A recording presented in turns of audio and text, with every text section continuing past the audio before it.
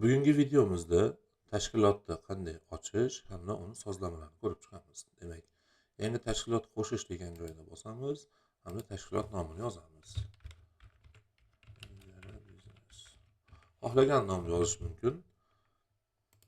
Buni keyinchalik o'zgartirish mumkin. Demak, yangi tashkilotimiz qo'shildi. Mana buni ustiga bossak, tashkilotda shoxobcha, agar shoxobchada bir nimalar bo'lsa, buyum hamda ish xodimlari bo'lsa, ular ham ko'rinadi.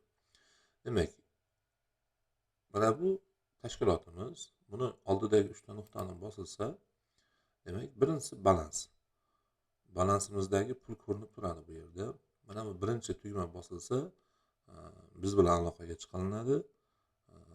Plastik raqam orqali pul tushirish mumkin bu yerda, karta orqali. Ikkinchisi payme. Bu ham payme tizimiga ulangan. Payme tizimini bosilsa, demak, to'lov miqdori chiqiladi. To'lov miqdorini yozib tasdiqlansa, payme'ni sahifasiga o'tadi. U yerdan to'lovni oxiriga yetkazsa bo'ladi. Keyingisi tashkilot to'lovlar tarixi. Demak, siz qachon mana bu yerda pul to'lagan bo'lsangiz, shu to'lovlar tarixida aks etadi. Hozircha yo'q. Keyingisi yangi shoxobcha.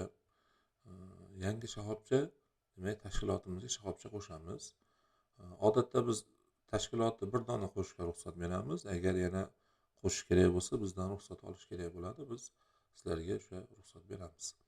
Hop, shoxobchani lekin chegarasi yo'q. Shoxobchaning chegarasi yo'q. To'lovlar shoxobchaga qarab bo'ladi.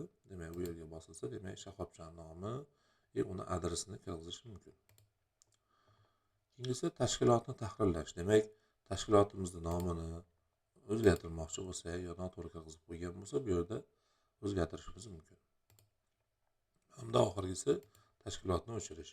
Agar tashkilot tarkibida filiallar bo'lmasa, aktiv ishlab turgan filial hamda ishchilar bo'lmasa, buni o'chirib bo'lmaydi. O'chirsa bo'ladi. Agar filiallar ishlab turgan filiallar bo'lsa, o'chirib bo'lmaydi. Buguncha shu.